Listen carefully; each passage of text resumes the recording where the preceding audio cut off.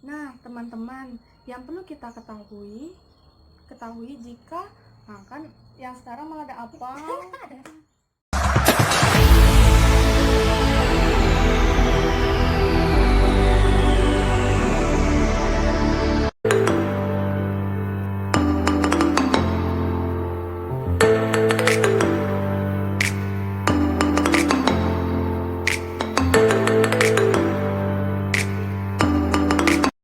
Assalamualaikum warahmatullahi wabarakatuh. Perkenalkan, nama saya Tri Pratiwi Setiawati dengan nomor NIM B118232 dan rekan saya.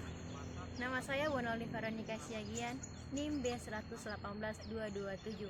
Pada kesempatan kali ini, kami akan membahas zona maritim, pembagian di wilayah laut suatu negara berdasarkan UNCLOS 1982.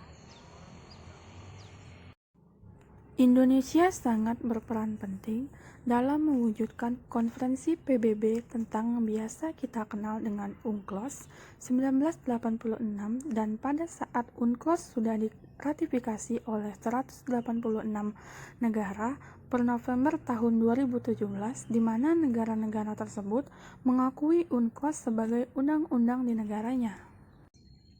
Nah, pada konferensi ini, ketentuan yang harus ditaati setiap negara. Yang pertama, garis pangkal. Garis pangkal merupakan pertemuan antara air laut dengan darat ketika surut.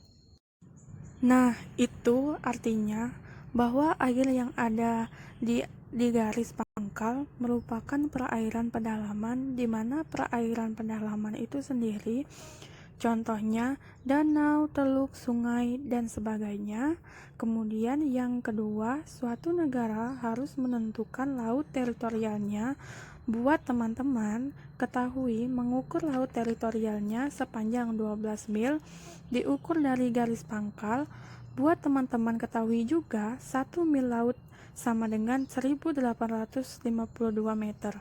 Kemudian, laut teritorial yang berlaku adalah kedaulatan penuh, dan kedaulatan penuh itu sendiri artinya tidak hanya menguasai sumber daya alam yang ada di laut saja, tetapi juga ruang angkasa yang ada di atasnya, termasuk juga dasar laut yang ada di bawah laut tersebut.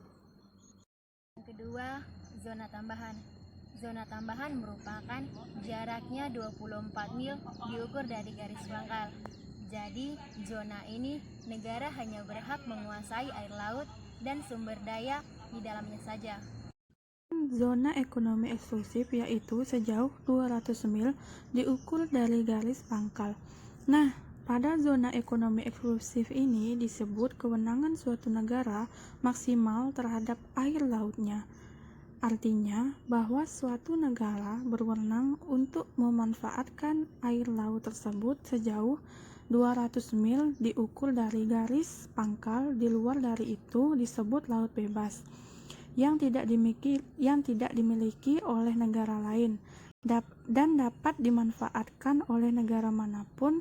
Perlu diingat, zona tambahan dan ZEE memang diukur dari garis pantai, namun berlakunya zona tambahan dan zona ekonomi eksklusif diukur dari garis terluar laut teritorial.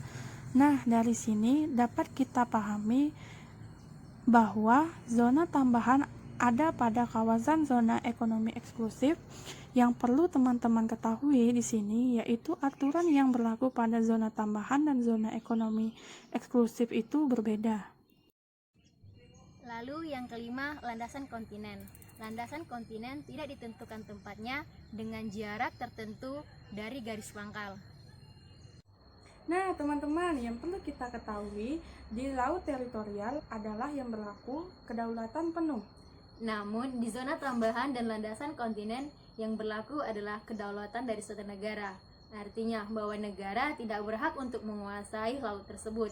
Namun, negara hanya dapat memanfaatkan sumber daya alam laut tersebut. Sekian dari hasil pembahasan kami, kurang lebih kami mohon maaf. Saya Bonaoli Dan saya Tri Pratiwi, saya ucapkan terima kasih. See you!